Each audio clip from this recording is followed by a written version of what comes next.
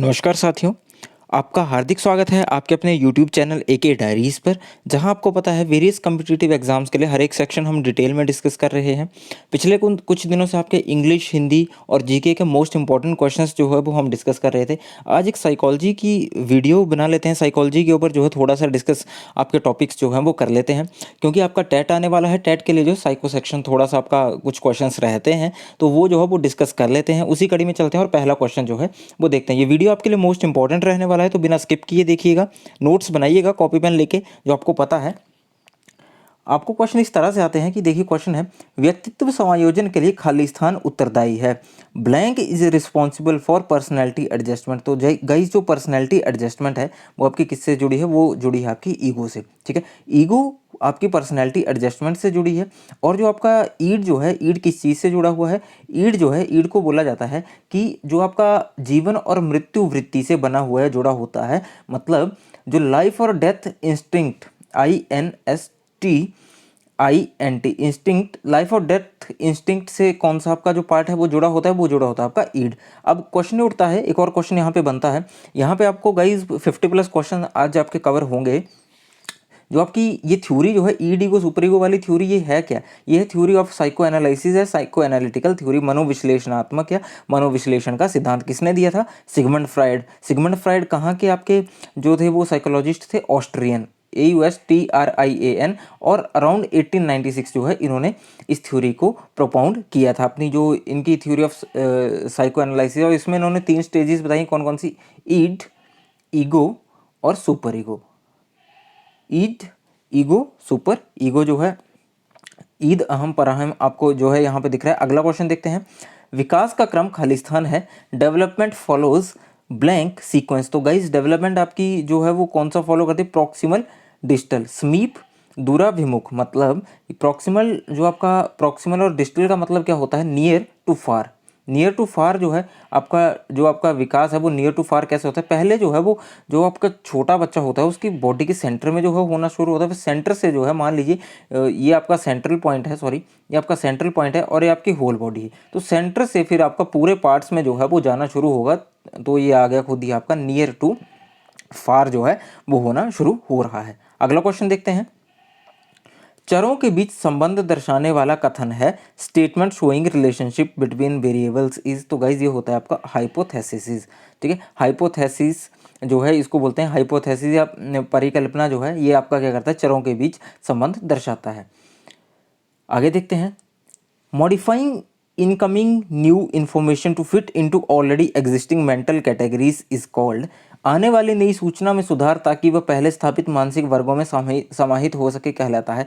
Guys, जिन्होंने पुरानी videos देखी हैं उनको ये आंसर आ जाएगा, बहुत इजीली आंसर आ जाएगा। क्वेश्चन घुमा के पूछा है लेकिन बहुत सिंप्लीफाई करके मैंने आपको बताया हुआ है, इसलिए रिक्वेस्ट है पुरानी वीडियोस देखने के लिए डिस्क्रिप्शन बॉक्स में मैंने लिंक डाल दिए हैं, जाके देखिए। Psychology, English, Hindi, GK, mathematics, हर एक सेक्शन आपको डिटेल में मिल जाएगा। गाइस, ये होता है आपका असिमिलेशन। असिमिलेशन आपका क्या होता है? Modification in new information to fit in our schema और to fit into what we already know. किस में फिट होना? जो हम ऑलरेडी जो है वो आपका जानते हैं। असिमिलेशन आपके उस प्रोसेस को बोला जाता है। आगे देखते हैं। आपका अकोमोडेशन क्या होता है? अकोमोडेशन आपका होता है पार्ट ऑफ एडेप्टेशन प्रोसेस, और न्यू इन्फॉर्मेशन और न्यू एक्सपीरियंसेस जो है वो इसमें फॉर्म होते हैं। ये आपकी एडेप्टेशन प्रोसेस का एक पार्ट है। और जो जितनी न्यू इन्फॉर्मेशन होती है या जो आपका न्यू जो कंसेप्ट हैं वो इसमें जो है वो आपके फॉर्म होते हैं, या न्यू एक्सपीरियंस इसमें फॉर्म होते हैं। इक्विलिब्रियम क्या होता है? इक्विलिब्रियम आपका होता है balancing of new information with old knowledge. मतलब असिमिलेशन और एकोमोडेशन के बीच में बैलेंस का काम करता है। क्वेश्चन उठता है कि who balances, who create a balance between assimilation and accommodation. तो आपका आंसर आ जाएगा इक्विलिब्रियम, संतुलन। इसका हिंदी में मीनिंग भी संतुलन है। और मैंने एक स्कीमा की बात करी, तो स्कीमा क्या होता है आपका? जो मतलब हमारे मस्तिष्क में पहले से चीज़ें जमा होती हैं तथा उन चीज़ों या उस नॉलेज का प्रयोग करके हम किसी के बारे में एक आपका कंसेप्ट फॉर्म करते हैं, धारणा बनाते हैं, उसको आपका बोलते हैं स्कीमा। और कंजर्वेशन आपका क्या होता है? कंजर्वेशन में हमारी जो है लॉजिकल थिंकिंग एबिलिटी जो है वो डेवलप होती है। मतलब कि एक सर्टेन क्वांटिटी सेम रहती है चाहे उसे किसी भी शेप के कंटेनर में डाल दिया जाए। फॉर एग्जांपल, अगर हमारे पास जो है 1 लीटर कोई भी लिक्विड है, तो चाहे वो आप सिंपल ग्लास में डालिए, चाहे वो जो है वो आप इस टेढ़े मेढ़े ग्लास में डालिए, उसकी क्वांटिटी जो है वो सेम रहेगी। ऐसा नहीं कि टेढ़ा मेढ़ा ग्लास यहाँ तक भर गया, छोटा ग्लास और बड़ा ग्लास यहीं तक भरा तो इसमें ज़्यादा आएगा, नहीं। जो कंजर्वेशन का कंसेप्ट आता है, लॉजिकल थिंकिंग एबिलिटी ये बताती है कि 1 लीटर है तो इसमें भी सेम ही आएगा, इसमें भी जो है वो सेम ही अमाउंट होगा। अगला क्वेश्चन देखते हैं।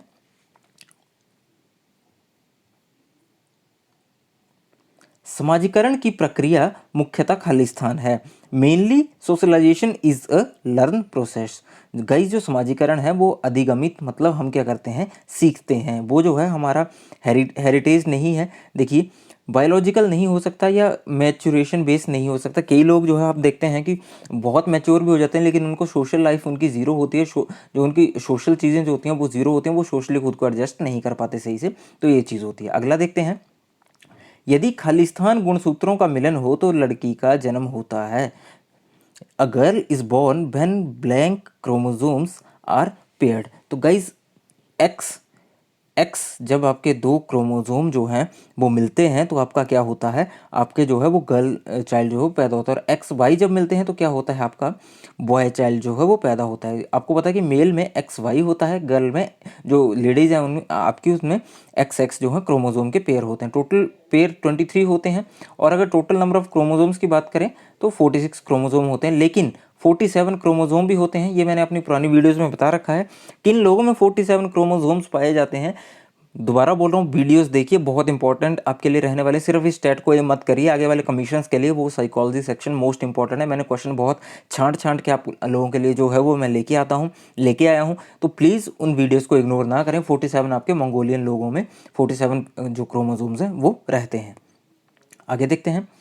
समृद्धि का सूचना प्रक्रिया मॉडल प्रतिपादित किया गया है। किसने प्रतिपादित जो है वो ये किया है, आपका जो आपकी मेमोरी का है ये किया है आपका एटकिंसन शिफ्रिन ने। एटकिंसन शिफ्रिन या एटिंगसन शिफ्रिन भी इसको जो है वो आप बोल सकते हैं। ये इन्होंने जो है वो आपका प्रतिपादित किया है। ये आपके जो है वो 1968 में इन्होंने इस जो आपकी ये जो मॉडल था इसको इन्होंने जो है वो फॉर्म किया था। और इसके ऊपर जो है वो इसमें इन्होंने 3 मेन स्टेजेस बताई हैं। कौन कौन सी 3 मेन स्टेजेस हैं इनकी? इनकी पहली है सेंसरी मेमोरी, दूसरी है शॉर्ट टर्म मेमोरी जिसको वर्किंग मेमोरी बोला है, थर्ड है लॉन्ग टर्म मेमोरी। पहली है सेंसरी, दूसरी शॉर्ट टर्म या वर्किंग मेमोरी और थर्ड है आपकी लॉन्ग टर्म जो मेमोरी है। और इसके अलावा जो आपके मैस्लो हैं, अब्राहम मैस्लो, अमेरिकन जो आपके साइकोलॉजिस्ट थे, इन्होंने एक थ्योरी दी है हायरार्की ऑफ नीड्स की। 1954 में इन्होंने हायरार्की ऑफ नीड्स जो है वो आपकी थ्योरी दी हुई है। और जो इन्होंने कितनी 5 स्टेजेस बोली हैं, कौन कौन सी 5 स्टेजेस बोली हैं इसमें इन्होंने बोला है।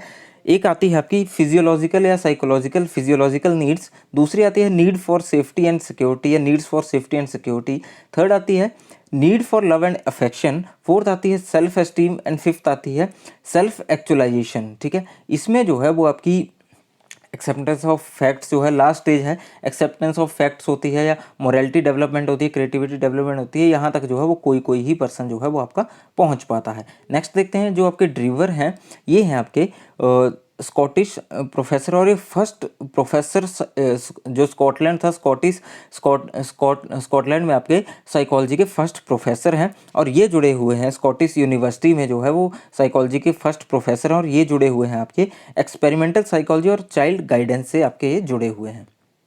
आगे देखते हैं। If father refuses to give try even after prolonged crying by the child the result will B.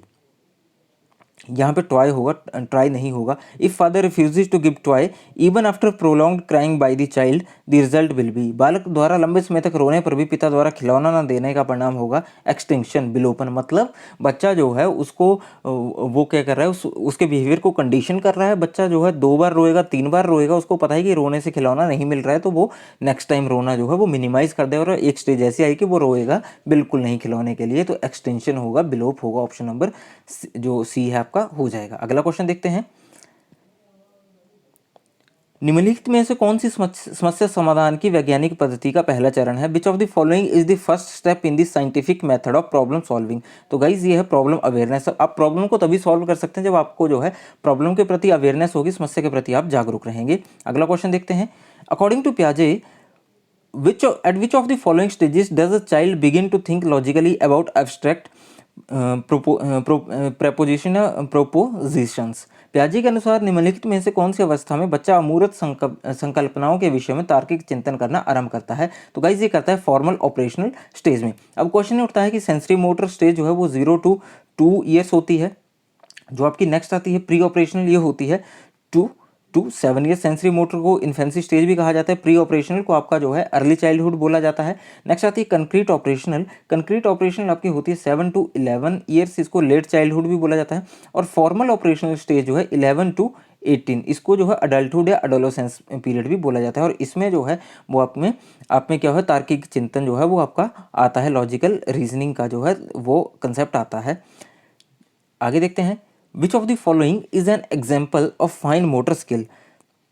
निम्नलिखित में से जो आपका कौन सा सूक्ष्म गतिक कौशल का उदाहरण? गाइज ये है आपका राइटिंग या फिर लिखना।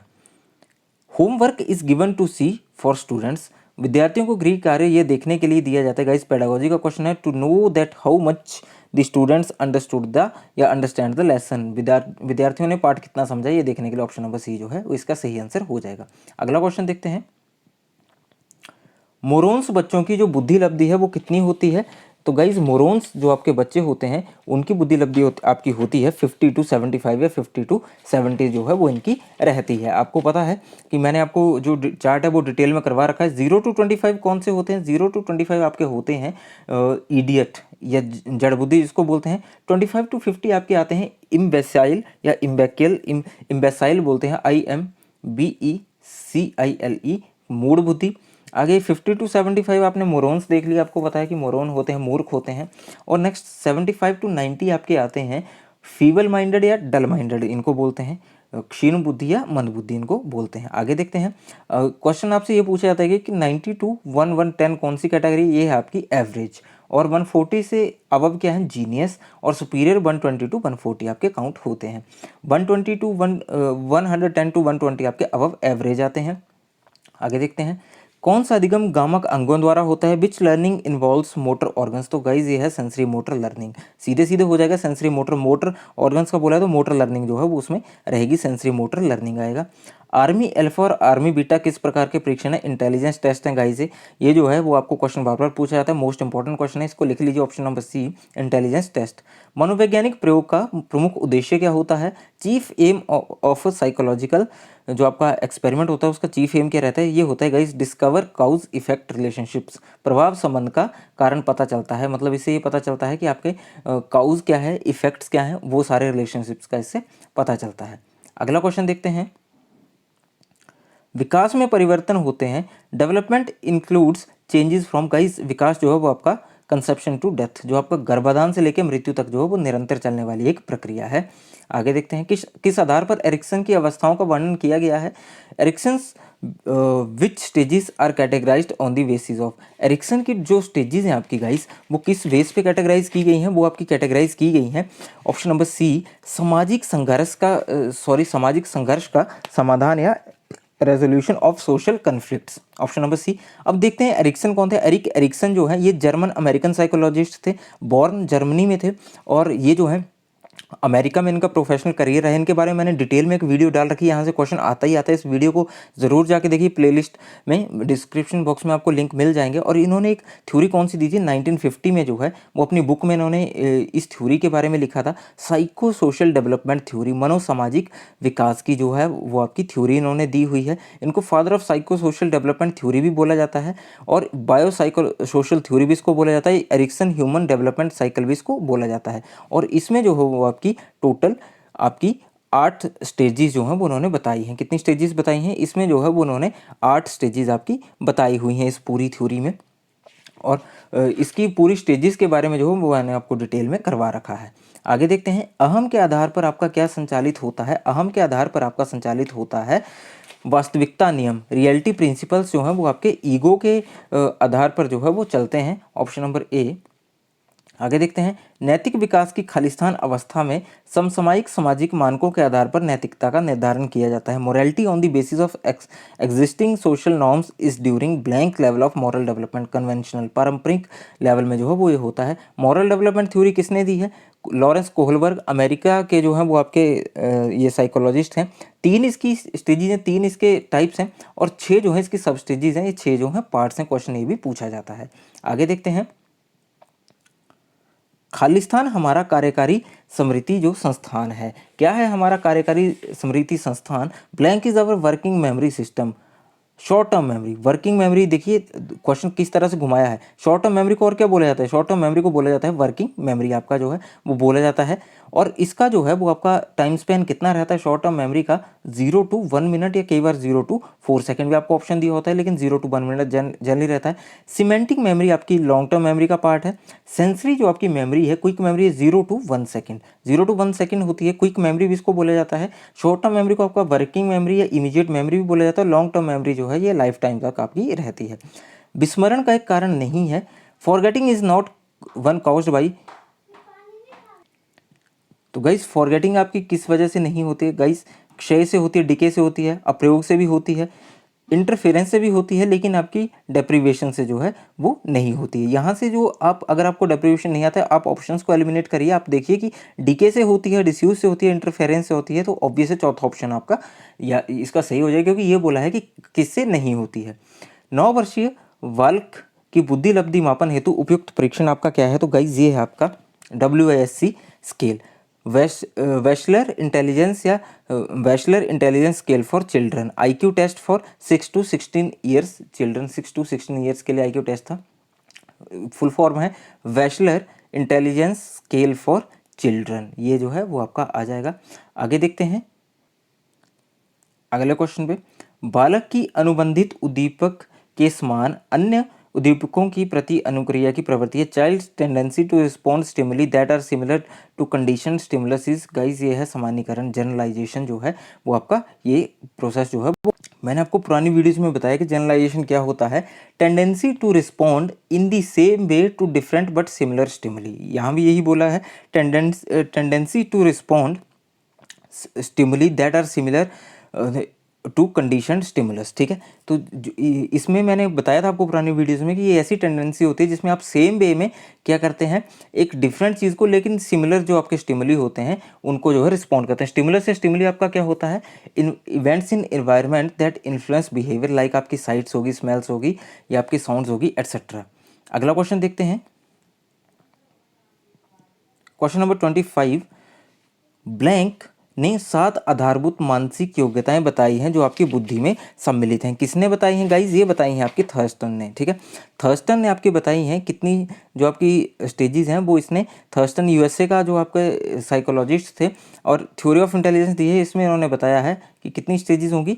7, ठीक है, 7 होंगी। थर्स्टन ने जो है वो ये बताई हैं। और ये इन्होंने कब दिया था? ये इन्होंने दिया हुआ है आपका, ग्रुप फैक्टर थ्योरी भी इनकी थ्योरी को बोला जाता है, group factor theory of intelligence जो है 1938 में इन्होंने दी थी ग्रुप फैक्टर थ्योरी। 7 इसकी स्टेजेस हैं। आगे आपके जो गिलफोर्ड हैं, गिलफोर्ड जो है वो इनको आपका अमेरिकन साइकोलॉजिस्ट है और इंटेलेक्ट या SI थ्योरी ऑफ इंटेलिजेंस इन्होंने दी हुई है। सिमन जो है वो आपके कौन है? सिमन आपके फ्रेंच साइकोलॉजिस्ट हैं। बिने सिमन स्केल के लिए इनको जाना जाता है। अल्फ्रेड बिने के साथ मिलकर इन्होंने जो है बिने सिमन स्केल का निर्माण किया था, जो आपकी एक IQ के लिए टेस्ट था, इंटेलिजेंस के मापने के लिए जो है वो आपका टेस्ट था। आगे देखते हैं अगला question, Raven progressive matrix RPM एक ब्लैंक बुद्धि परीक्षण है। Raven's progressive matrices RPM is a blank intelligence test. तो गाइस ये है नॉन वर्बल, इसमें जो है वर्ब्स का, जो आपके वर्ड्स का यूज़ नहीं होता, नॉन वर्बल पूरी प्रोसेस है। और ये आपके किसने दी है? ये JC रेवन, JC रेवन थे, UK के, इंग्लैंड के जो आपके साइकोलॉजिस्ट थे। 1938 में जो है वो इन्होंने ये थ्योरी दी है। नेक्स्ट देखते हैं, क्रिएटिविटी प्राइमरली इन्वॉल्व्स, सृजनात्मकता में मुख्य रूप से क्या समाहित होता है? Divergent thinking. आप कई बार क्वेश्चन ये आता है कि क्रिएटिव पीपल थिंक डाइवर्जेंटली, वो जो है बहुविध सोच होती है, बहुविध चिंतन जो है वो करते हैं। जो आपकी कंक्रीट ऑपरेशनल स्टेज है वो कहाँ से? 7 से लेके 12 वर्ष तक। देखिए गाइस, मैंने थोड़ी देर पहले भी आपको क्वेश्चन बताया, ये 2 वर्ष 2 तरह से पूछा है। 0 to 2 ईयर्स आपकी सेंसरी मोटर या इन्फेंसी स्टेज बोलते हैं, 2 to 7 years pre operational early childhood, 7 to 12 आपकी कंक्रीट ऑपरेशनल लेट चाइल्डहुड, और 12 to 19 आपका आ गया फॉर्मल ऑपरेशनल या आपकी अडल्टहुड या एडोलेसेंस जो है स्टेज है। जीन पियाजे ने थ्योरी दी थी। जीन पियाजे आपके कौन थे? पियाजे जो हैं वो आपके स्विस साइकोलॉजिस्ट थे, स्विट्जरलैंड के जो है वो आपके साइकोलॉजिस्ट थे। कॉग्निटिव डेवलपमेंट थ्योरी इन्होंने 1936 में दी हुई है। नेक्स्ट देखते हैं, प्रयोग में अन्य चरों का मूल्य शून्य अथवा स्थिर करना कहलाता है। In an experiment making the value of other variables zero और कांस्टेंट इज कॉल्ड, गाइस ये होता है कंट्रोल, ठीक है, नियंत्रण। कि मतलब आप क्या कर रहे हैं, आप जो है वो अदर वेरिएबल्स की वैल्यू को जीरो कर रहे हैं या कांस्टेंट कर रहे हैं, तो ये आपका कंट्रोल ही आएगा। नेक्स्ट देखते हैं, बिहेवियरिज्म के फादर किसको कहा जाता है, बिहेवियरिज्म के जनक किसको कहा जाता है? जीबी वॉटसन जो है अमेरिकन साइकोलॉजिस्ट हैं। 1913 में जो है इन्होंने इसको प्रोपाउंड किया था, फादर ऑफ बिहेवियरिज्म इनको बोला जाता है। जीन पियाजे आपके जो आपके स्विट्जरलैंड के साइकोलॉजिस्ट हैं। थ्योरी ऑफ कॉग्निटिव डेवलपमेंट 1936 में इन्होंने दी है, जिसमें इन्होंने 4 मेन स्टेजेस आपकी बताई हैं कॉग्निटिव डेवलपमेंट थ्योरी को। बिने जो है, अल्फ्रेड बिने, ये जो फ्रेंच साइकोलॉजिस्ट हैं, बिने सीमन टेस्ट इन्होंने दिया है। फर्स्ट प्रैक्टिकल आईक्यू टेस्ट भी इन्होंने दिया है। कंसेप्ट ऑफ मेंटल एज भी दिया है। 1905 में फर्स्ट प्रैक्टिकल आईक्यू टेस्ट जो है इनके द्वारा प्रोपाउंड किया गया था। और सिगमंड फ्राइड के बारे में मैं आपको पहले ही बता चुका हूँ कि सिगमंड फ्राइड जो थे वो आपके ऑस्ट्रियन जो साइकोलॉजिस्ट थे, और इन्होंने आपका क्या किया था, इन्होंने जो है वो आपका थ्योरी ऑफ साइको एनालिसिस या साइको एनालिटिकल जो आपकी थ्योरी है उसको इन्होंने क्या करा है, प्रोपाउंड किया है। ईडीगो सुपरीगो की इन्होंने बात की है। तो ठीक है guys, thank you so much. आज की इस वीडियो में इतना ही। वीडियो अच्छा लगा है तो वीडियो को लाइक कीजिए, शेयर कीजिए, अपने जो आपके साथी या नियर बाई जो हैं वो किसी टेट या कमीशन वगैरह की तैयारी करें, उनके साथ वीडियो को शेयर कीजिए। नए साथी चैनल को सब्सक्राइब ज़रूर कर लें। बाकी दोबारा मिलेंगे नए टॉपिक के साथ, नई किसी वीडियो के साथ, नए कंटेंट के साथ। तब तक के लिए thank you, have a nice time.